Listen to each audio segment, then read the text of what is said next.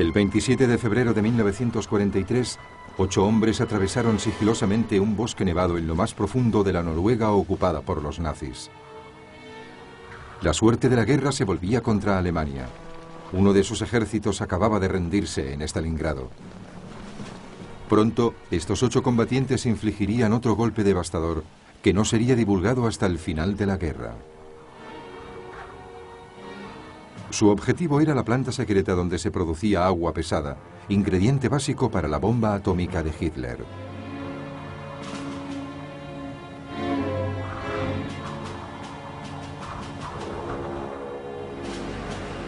Esquivando a los guardias alemanes, los atacantes entraron en el complejo y colocaron cargas explosivas en la sala en la que se elaboraba el agua pesada.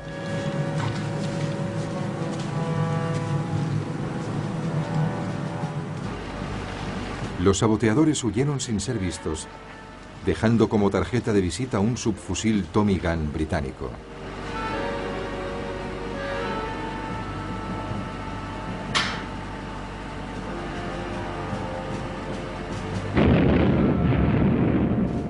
Las esperanzas de los nazis de fabricar una bomba atómica se redujeron drásticamente. Los hombres que llevaron a cabo esa arriesgada misión eran agentes noruegos del Ejecutivo de Operaciones Especiales, o SOE. Su ataque junto a una operación de seguimiento para destruir las reservas restantes de agua pesada fueron su mayor éxito durante la guerra.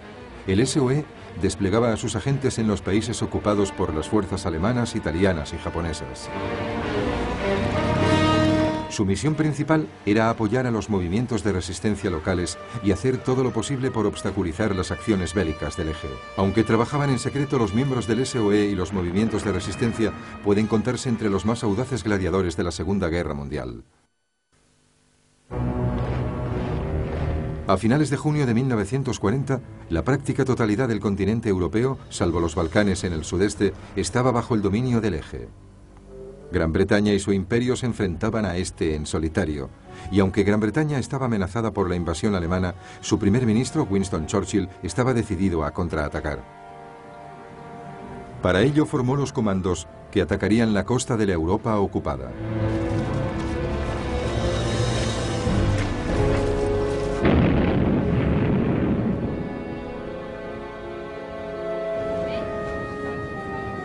Churchill creía que fomentar una revuelta generalizada en los países ocupados ayudaría a la derrota del nazismo.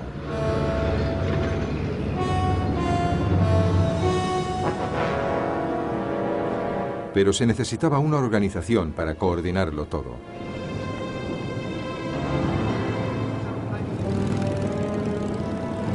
En julio de 1940, los departamentos de espionaje militar y la oficina de guerra responsables de la guerra clandestina se unieron para convertirse en el Ejecutivo de Operaciones Especiales, o SOE. Churchill les ordenó que prendieran fuego a Europa, lo cual no fue muy bien recibido por todos. No les agradaba. Nos habían ordenado que le prendiéramos fuego a Europa y evidentemente lo que ellos deseaban era paz y tranquilidad total en las zonas en las que sus agentes recababan información. Lo último que querían era realizar sabotajes y que a causa de ello la Gestapo llevara a cabo terribles represalias. El cuartel general del SOE se hallaba en un edificio anodino en la calle Baker de Londres, y su primera batalla consistió en sobrevivir a la lucha burocrática de Whitehall. El SOE estaba dividido en los departamentos de operaciones y apoyo. El primero controlaba a los agentes a través de secciones nacionales o regionales, mientras el segundo les proporcionaba las armas y el equipo necesarios. Este último departamento desarrolló un catálogo propio. Además de armas y explosivos, disponía de artículos como cigarrillos explosivos o polvos pica pica para la ropa interior de los alemanes, e incluso ratas bomba. También era el responsable de falsificar los carnés de identidad, los pases, las cartillas de racionamiento y otros documentos imprescindibles para sobrevivir en la Europa ocupada.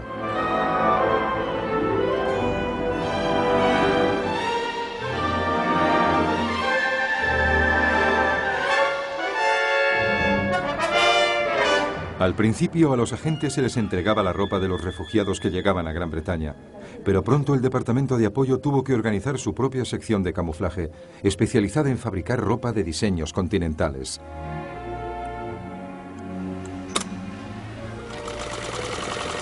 Cada detalle, como la alineación del ojal del botón del cuello, tenía que ser perfecto. No podía olvidarse nada que pudiera traicionar el origen de un agente. A cada prenda de ropa debíamos quitarle todas las marcas inglesas, incluso las cremalleras de las braguetas, porque solían ser más ligeras.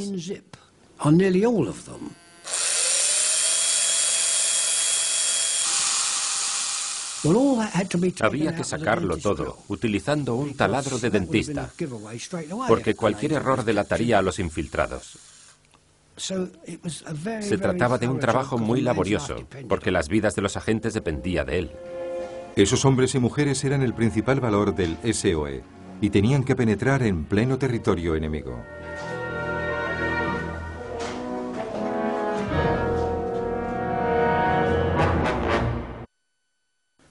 Se les exigía evidentemente que hablaran fluidamente la lengua del país en el que iban a actuar y que tuvieran buen conocimiento de sus costumbres. Pero aparte de eso, el proceso de selección era sorprendentemente relajado e informal, como explica el coronel Maurice Buckmaster, que dirigía la sección F que cubría Francia.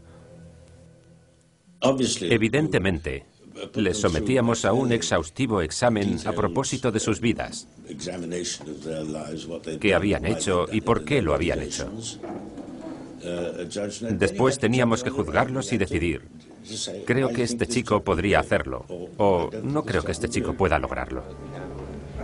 A la hora de decidir, los reclutadores buscaban un coraje especial, como describiría Vera Atkins, que trabajó para la sección F. Los agentes que sobrevivían eran los que daban menos importancia a su papel. Lo que era verdaderamente audaz en ellos era que iban tras las líneas enemigas con ropa de civiles, sin ningún refuerzo y totalmente solos. Ahí demostraban su coraje. Nunca pensé que yo fuera especialmente valiente, pero cuando lo recuerdo, me sorprenden las cosas que llegué a hacer. No me habría sentido bien conmigo misma si no lo hubiera hecho. Era la única manera de liberar al país. Éramos todos muy jóvenes. Teníamos entre 20 y 30 años y estábamos llenos de entusiasmo. Eso nos permitía seguir. Teníamos ideales. Tras la selección, los agentes recibían entrenamiento en una serie de centros secretos, normalmente casas de campo requisadas. Pasaban por un extenuante circuito de entrenamiento físico y combate cuerpo a cuerpo. Tenían que aprender a utilizar diferentes armas y convertirse en expertos en la manipulación de explosivos.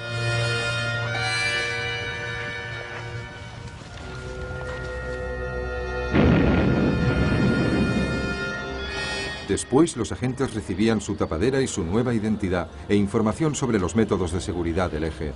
Se les enseñaba cómo sobrevivir en un ambiente hostil, pero ni siquiera el entrenamiento más exhaustivo les preparaba del todo.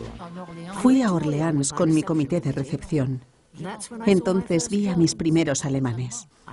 Me di la vuelta para mirarles, pero me advirtieron que nunca jamás hiciera eso. Nunca. Si ocurría lo peor, los agentes tenían adiestramiento para saber cómo reaccionar. Si te cogían y te torturaban, la consigna era ganar tiempo.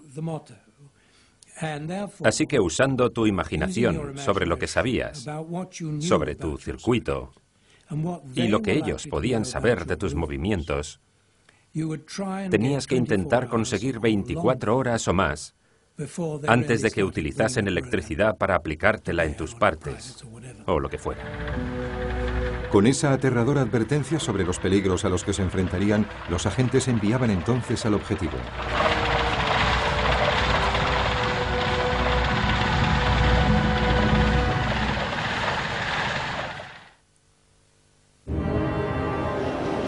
Los agentes estaban entrenados para llegar en paracaídas a los territorios ocupados por los nazis. o podían aterrizar en pistas aéreas secretas mediante un avión de los escuadrones de misiones especiales de la RAF.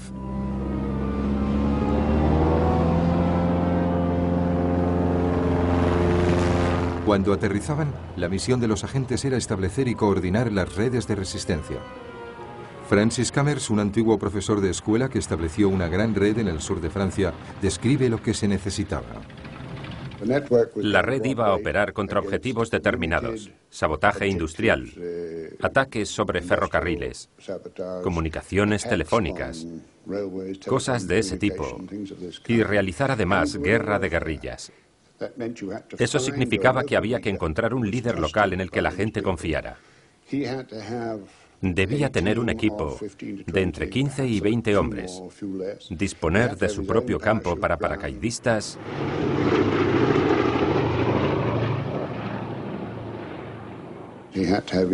y encontrar la manera de esconder las armas y el equipo que recibía y de distribuirlo a nivel local. En la medida de lo posible, se le mantenía apartado, sobre todo desde el punto de vista operacional, de otras células. El contacto entre células lo realizaba yo mismo o alguna persona de mi plena confianza. El organizador del circuito solía contar con el apoyo de un operador de radio y un mensajero. Se solía escoger a mujeres como mensajeras porque era menos probable que levantaran sospechas. Un elemento clave de las operaciones del SOE era el uso del servicio de la BBC en el extranjero. Sus emisiones a todos los países bajo el control del Eje permitían enviar mensajes en código a la resistencia. Le chercheur d'or ira à la foire.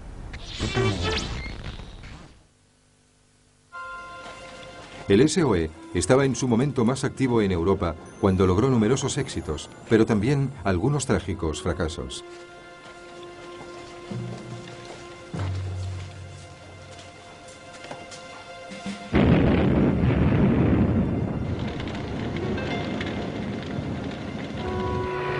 Debido a su distancia de Gran Bretaña, era difícil de ayudar a la Europa del Este.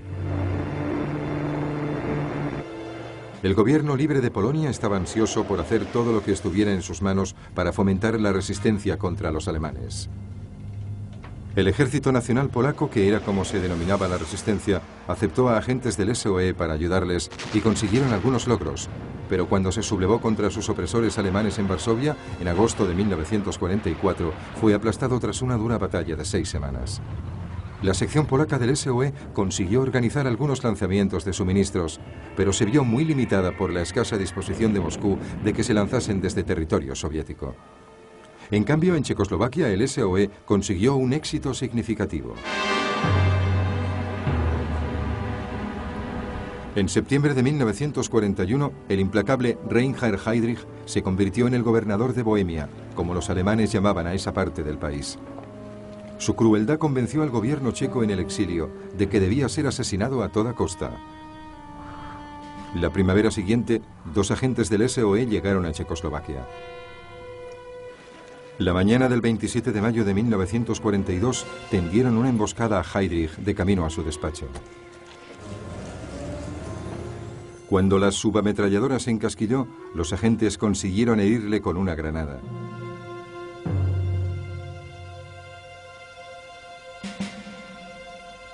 Ambos hombres quedaron finalmente atrapados en una iglesia y tras un intenso tiroteo se suicidaron en lugar de permitir que les capturaran. Mientras tanto, Heydrich había fallecido a causa de las heridas sufridas.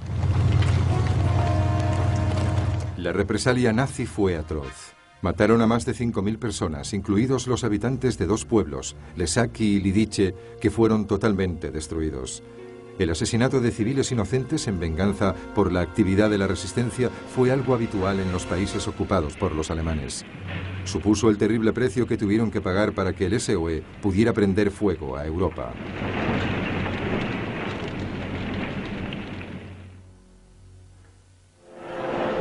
En los lugares del continente más cercanos a Gran Bretaña, el SOE podía ser más activo.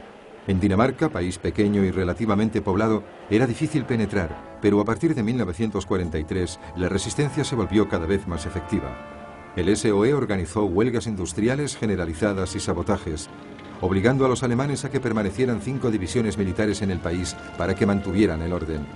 Divisiones que habrían sido más útiles en otros lugares. El espionaje del SOE también permitía que los bombarderos Mosquito de la RAF realizasen ataques selectivos para ayudar a la resistencia danesa. Uno de sus logros más notables fue un ataque sobre el cuartel general de la Gestapo en el centro de Copenhague. No solo destruyeron sus archivos, sino que varios miembros de la resistencia danesa detenidos consiguieron escapar.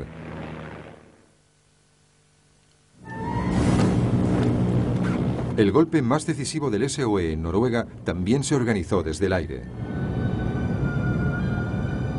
La planta Norsk Hydro en Telemark producía óxido de deuterio, también conocido como agua pesada, elemento vital para el programa atómico de la Alemania nazi. Tras un intento de sabotaje fallido en dicha planta, un grupo de agentes del SOE se lanzó en paracaídas sobre Noruega. La noche del 27 de febrero de 1943 penetraron en la planta sin ser percibidos por los guardias alemanes. Consiguieron llegar a la sala del condensador y allí colocaron sus cargas.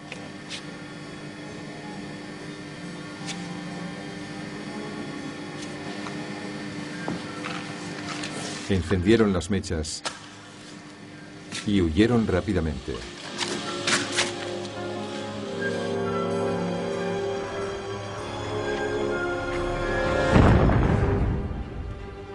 La producción de agua pesada tuvo que detenerse durante 2 meses.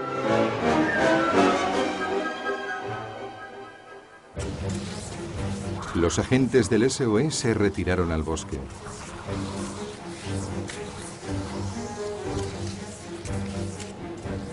Y aunque fueron perseguidos por tropas alemanas con esquíes, consiguieron escapar.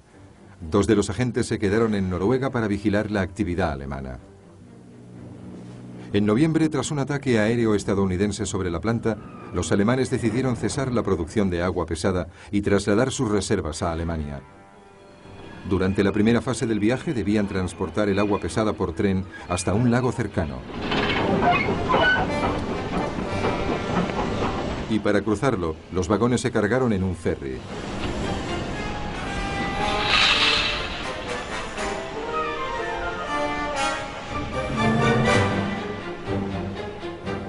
Pero durante la noche anterior, uno de los saboteadores del SOE, que había permanecido en Noruega, consiguió colocar cargas en el ferry. Aunque era probable que se produjeran bajas civiles cuando explotaran, el gobierno noruego en el exilio decidió que el ataque debía proseguir. Cuando el ferry se hallaba en el centro del lago, las cargas detonaron.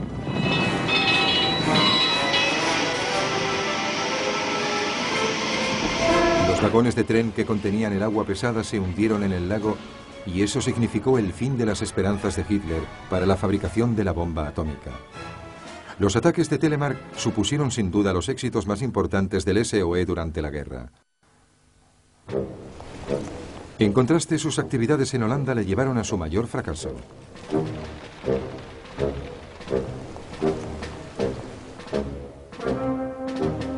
Todo comenzó a finales de verano de 1941, cuando un agente fue arrestado y se le requisaron gran cantidad de mensajes cifrados del SOE. Los alemanes consiguieron empezar a descifrar los códigos del SOE. Después, un agente doble ayudó a los alemanes a infiltrarse en la red de La Haya.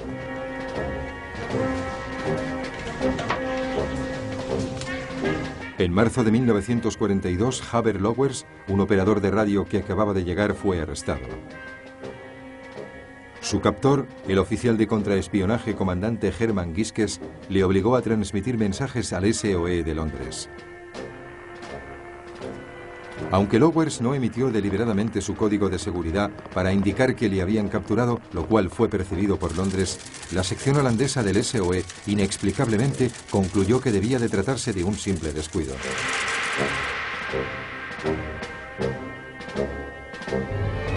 Continuaron enviando agentes y anunciando dónde tomarían tierra. Por lo que la Gestapo les estaba aguardando. Giskes no podía creer la suerte que tenía.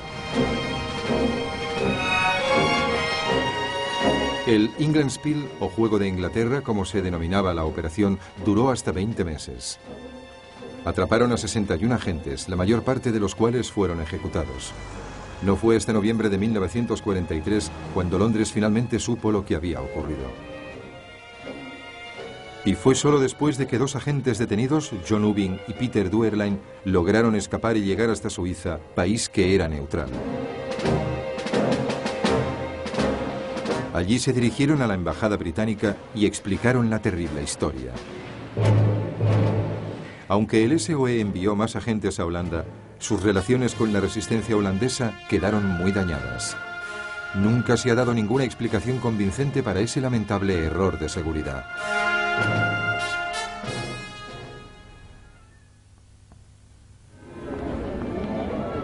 De todos los países ocupados de Europa Occidental, Francia fue siempre el más importante, ya que era allí donde los aliados planeaban iniciar la liberación de Europa.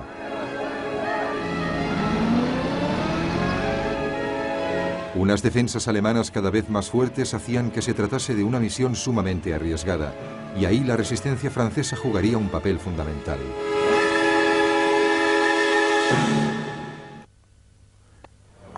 Tras su derrota en 1940, Francia quedó dividida en 2 partes. El norte y el oeste estaban ocupados por los alemanes con su gobierno militar.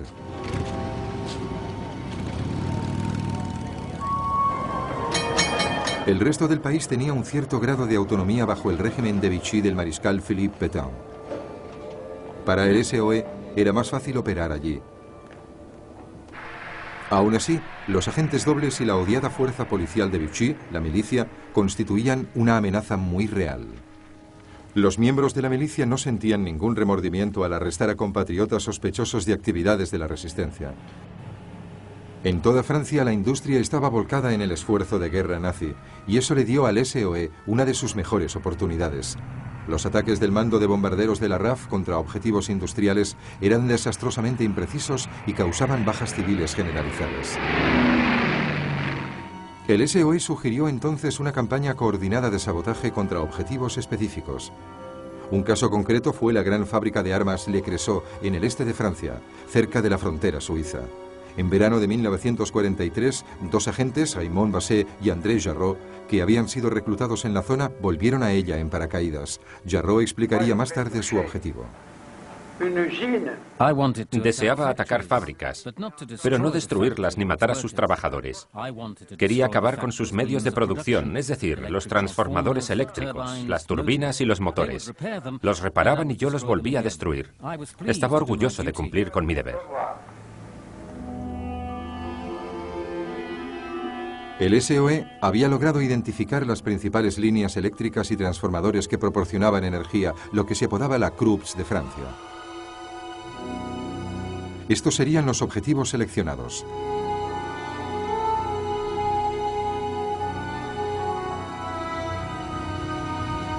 La noche del 31 de agosto de 1943, Basset y Jarrot entraron en acción. Los transformadores, varios de ellos situados en zonas solitarias, no estaban vigilados.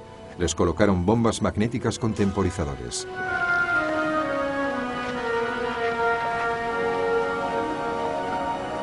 Los transformadores quedaron destrozados y Le Creusot dejó de producir durante semanas.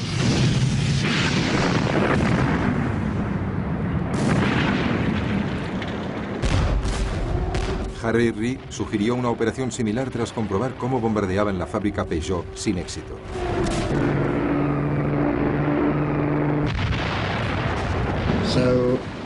Fui hasta Peugeot.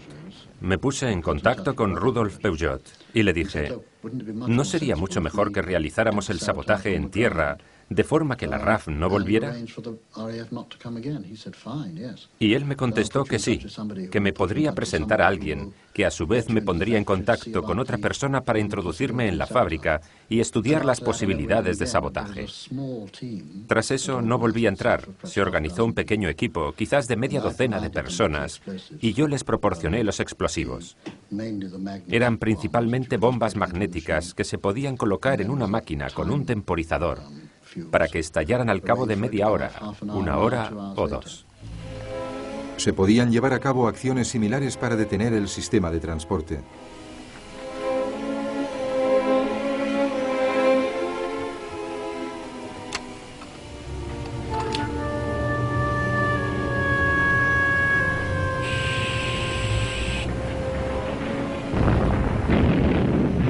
Pero no siempre tenía que ser mediante explosivos.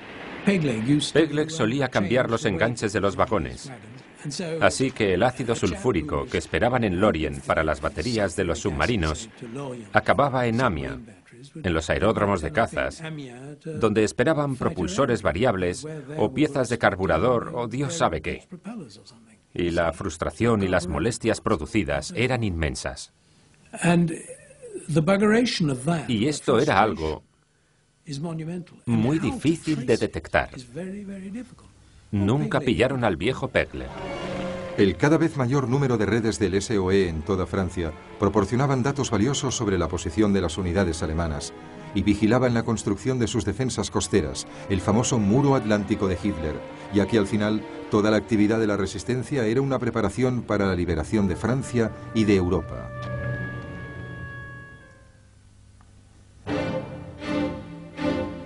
Un ejemplo típico de los agentes del SOE que operaban en Francia era Odette Sanson, una francesa casada con un inglés.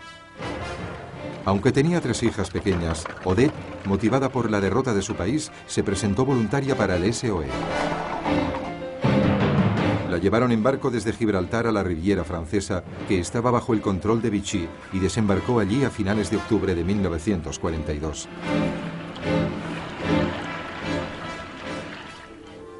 Odette se reunió con Peter Churchill, el líder del SOE de la zona, y se convirtió en su mensajera.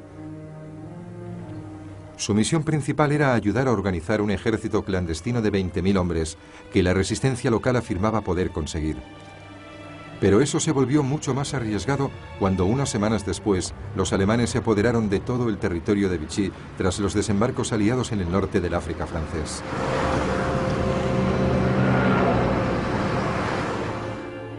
Hugo Bleicher, un oficial de contraespionaje alemán, consiguió infiltrarse en la red local de la resistencia.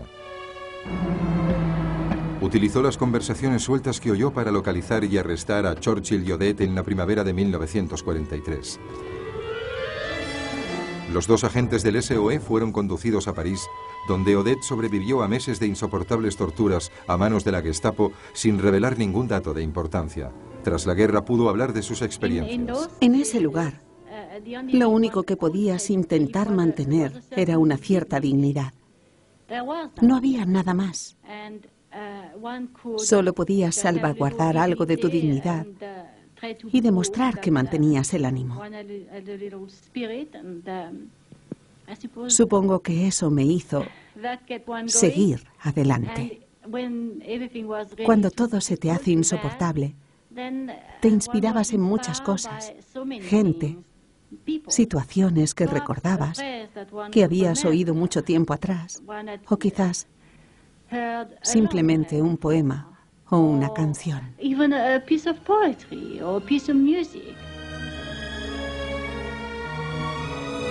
Odette fue enviada entonces, condenada a muerte, al campo de concentración de Ravensbrück, al norte de Berlín, junto con otros agentes del SOE. Sorprendentemente, Odette sobrevivió a nuevos horrores y al final fue liberada. Pero una tercera parte de las agentes enviadas a Francia eran torturadas y asesinadas tras su captura. Sin embargo, ninguna de ellas confesó jamás nada importante. Durante la segunda mitad de 1943, con los preparativos para la invasión de Normandía en marcha, el apoyo del SOE a la resistencia francesa se volvió incluso más vital. Se prepararon redes y planes para que cuando se produjera la invasión, las comunicaciones por carretera y tren desde Normandía al resto de Francia estuvieran gravemente dañadas. Los maquis, un ejército secreto de jóvenes franceses, muchos de los cuales se habían refugiado en las montañas de la Francia rural para evitar que les enviaran a trabajar a Alemania, recibían armas y entrenamiento para operar en la retaguardia francesa e inmovilizar a los refuerzos. El número de vuelos del SOE para lanzar armas y otros suministros para las redes aumentó a ritmo constante. Pero cuanta más gente se iba involucrando para reunir y esconder los suministros, más oportunidades tenían los alemanes de infiltrarse en la resistencia.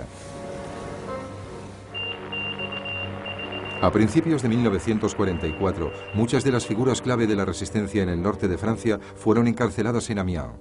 Salvo que pudieran escapar, la resistencia en dicha zona estaba gravemente dañada.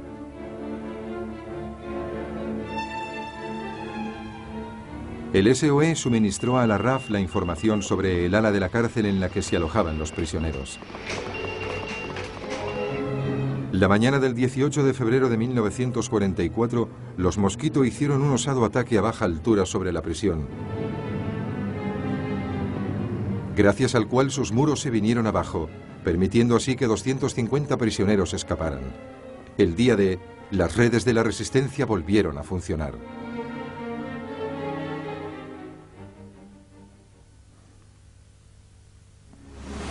Durante la noche del 5 de junio, mientras la fuerza de invasión aliada se aproximaba a la costa de Normandía, las redes de la resistencia creada por el SOE fueron llamadas a tomar las armas. En la BBC se oyeron los mensajes tan esperados. Estaba en el piso de arriba y no me molesté en bajar por la escalera. Salté para comunicárselo a todos, porque se trataba del momento culminante de nuestra misión. Todos se prepararon, sacaron el material de los escondites, limpiaron las armas, colocaron la munición y entonces estuvimos listos para actuar al día siguiente porque el mensaje llegó muy rápidamente.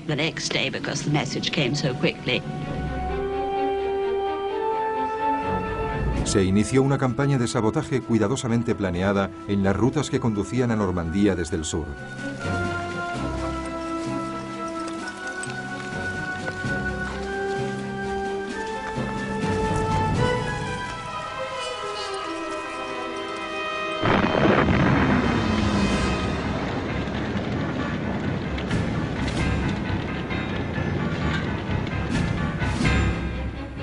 Estas imágenes, tomadas en secreto por la resistencia, muestran un tren de tropas alemanas que descarrila en Champigny, cerca de París, y bloquea un tren de municiones en una vía muerta. Un ejemplo de operaciones de la resistencia para detener a los refuerzos alemanes fue la operación contra la división de las Waffen-SS Dan Reich.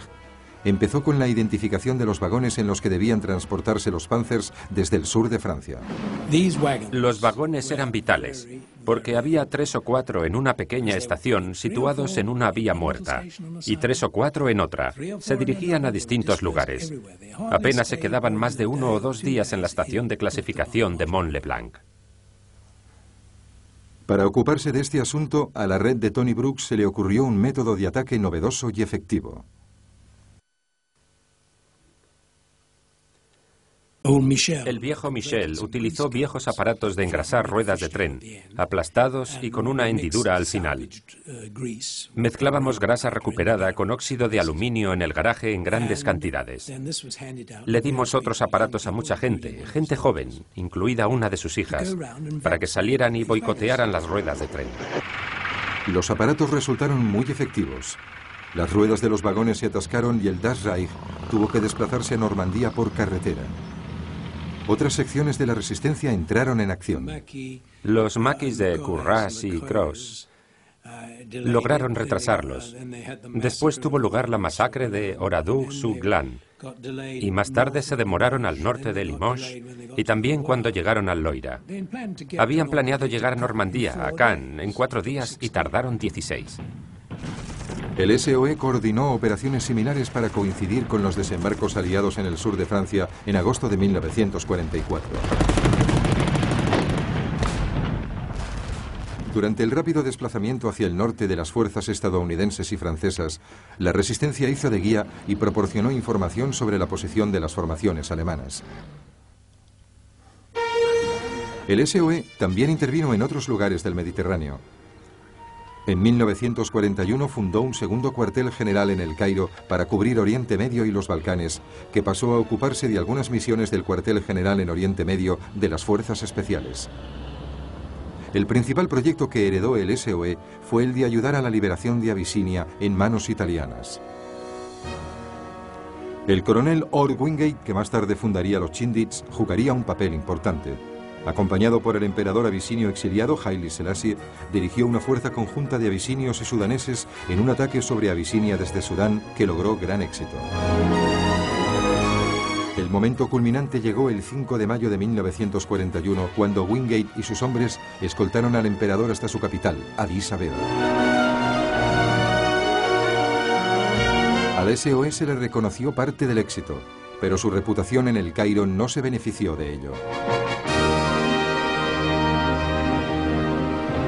Desde el principio, su cuartel general fue altamente ineficaz y falto de seguridad. Todos los taxistas egipcios sabían dónde se encontraba.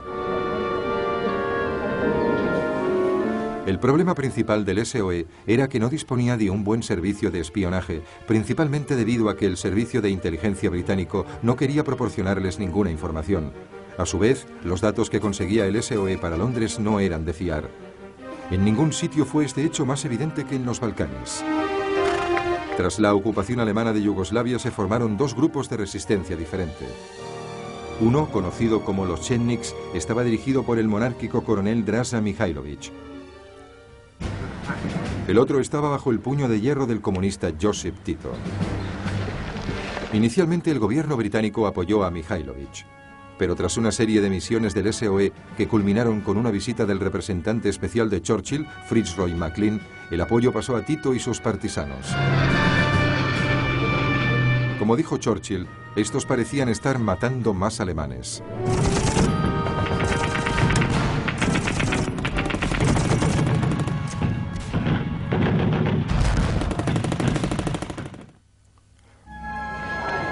En Grecia también la resistencia estaba fracturada, con el movimiento Elas, apoyado por los comunistas, enfrentado al movimiento antimonárquico pero democrático EDES. El SOE en el Cairo desconocía todo eso, como quedó claro durante la organización de una de sus operaciones de mayor éxito en Grecia. En septiembre de 1942, el SOE recibió la misión de cortar la línea ferroviaria que cruzaba Grecia hasta el puerto de El Pireo para apoyar la ofensiva planeada por el Octavo Ejército en el Alamein. Esta línea constituía una de las rutas de suministro más importante de los Afrika Korps de Erwin Rommel. El SOE escogió a Eddie Myers, un oficial ingeniero con escasa experiencia en operaciones clandestinas, para dirigir al equipo. Su segundo al mando era Chris Woodhouse, que ya había operado en Grecia. El equipo recibió una rápida formación en paracaidismo y tras un intento abortado, sus miembros se lanzaron en paracaídas sobre Grecia en la madrugada del 1 de octubre. Su objetivo era uno de los 3 puentes de tren, Papadía, Asopos o Gorgopótamos, pero tenían escasos datos sobre ellos. A Myers y sus hombres les acosaron los problemas nada más tomar tierra. Primero debían reunirse con un líder del EDES llamado Napoleón Servas, pero este no se encontraba allí para recibirles. Les habían lanzado en el lugar equivocado. Después, uno de los 3 equipos de 4 hombres de Myers no logró localizar la zona de lanzamiento y regresó a Egipto. Myers envió a Woodhouse a encontrar a Servas, dándole 14 días para hacerlo, pero eso significaba cruzar un territorio controlado por el Elas. Debido a la naturaleza del terreno, la misión de Woodhouse parecía casi imposible. Woodhouse describiría más tarde las confusiones a las que se tuvo que enfrentar por no disponer de la información adecuada. No pude localizar a Servas en la zona que se mencionaba en mis órdenes. Y peor aún, ni el SOE ni nadie me habló de las complejas relaciones políticas, ni de las rivalidades entre las guerrillas griegas. Ni siquiera conocía sus nombres, que más tarde nos resultarían tan familiares. Aún así consiguió reunirse con Servas y llevó tanto a sus hombres como al grupo rival del Elas al campamento base.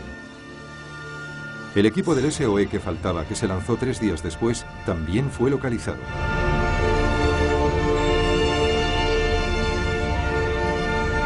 Mientras tanto, Myers había llevado a cabo un reconocimiento. Decidió que el equipo atacaría el accidentado puente de Gorgopótamos.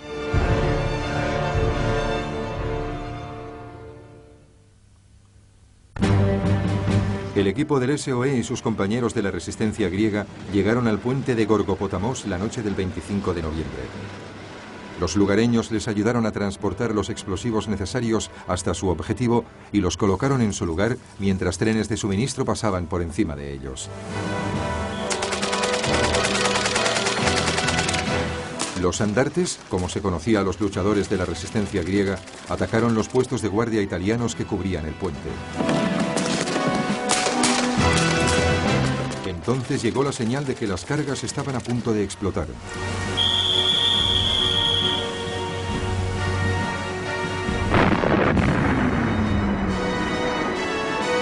La destrucción del puente de Gorgopotamos supuso un triunfo del SOE, porque además consiguieron que cooperaran entre sí las facciones rivales de la resistencia. Desgraciadamente para entonces Rommel ya se había visto obligado a retirarse de El Alamein. Otro problema fue que el submarino que debía llevar a Myers y sus hombres de vuelta a Egipto no apareció. Les ordenaron entonces que permanecieran en Grecia para adiestrar a los andartes. Mientras tanto, las represalias del Eje contra la población local evitaron que los andartes lanzasen nuevas acciones contra los alemanes y los italianos. Pese a eso, en junio de 1943, los agentes del SOE atacaron otro de los puentes de tren. Esta vez fue el de Asopos, construido en una pronunciada garganta, lo que lo convertía en un objetivo más difícil que el puente de Gorgopotamos. Por suerte se habían colocado unos andamios para realizar reparaciones, y eso permitió que los agentes colocasen sus cargas. Nuevamente el objetivo del SOE fue destruido.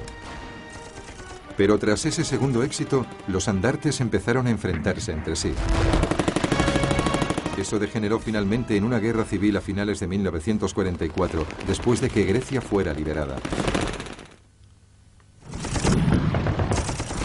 Por otro lado, el SOE también actuó en el lejano oriente, desde una base en Australia, después de que las fuerzas japonesas se apoderasen de las posesiones británicas, holandesas y estadounidenses en aquella zona.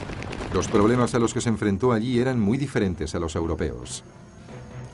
La a menudo inaccesible jungla que cubría gran parte de la región hacía que fuese difícil controlar a los agentes.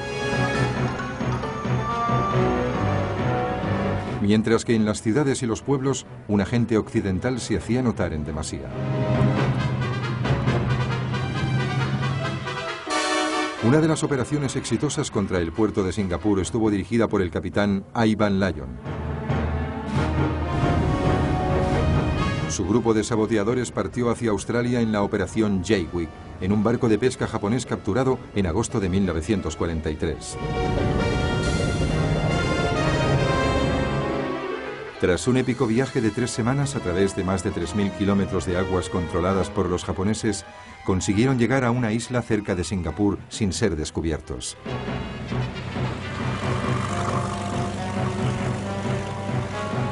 Allí instalaron su campamento y descargaron los kayaks que habían llevado con ellos.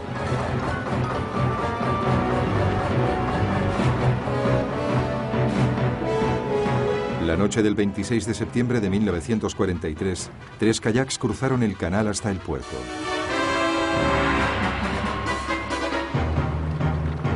Colocaron bombas lapas en los cascos de varios buques mercantes y se retiraron sin ser detectados.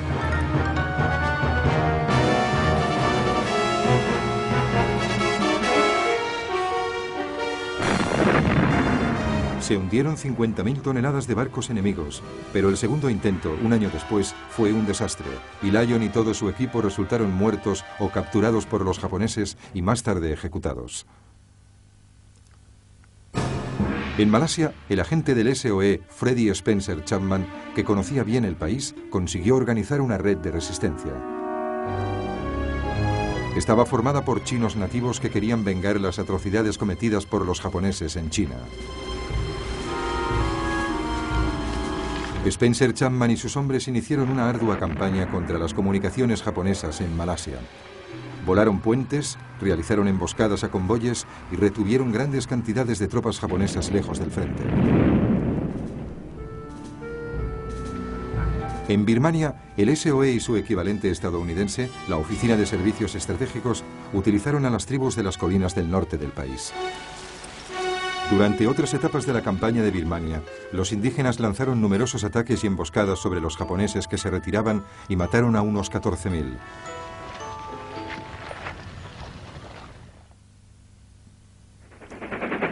Durante la Segunda Guerra Mundial, el SOE trabajó en el mundo entero. Sus esfuerzos con los diversos movimientos de resistencia jugaron un papel decisivo para conseguir la victoria definitiva sobre las fuerzas del eje. Pero numerosos agentes del SOE perdieron la vida. De los más de 400 enviados a Francia, una cuarta parte no regresó. Otros sufrieron graves torturas. Su contribución fue premiada con numerosos reconocimientos al valor. Entre ellos, una Cruz Jorge, la condecoración civil más valiosa de Inglaterra, otorgada a Odette Sansom por su ejemplar conducta en cautividad en condiciones extremas. La vida de los agentes del SOE era solitaria, sometida a constantes peligros. Poseían un tipo de valentía diferente al de los soldados en el campo de batalla. Aún así, fueron auténticos gladiadores.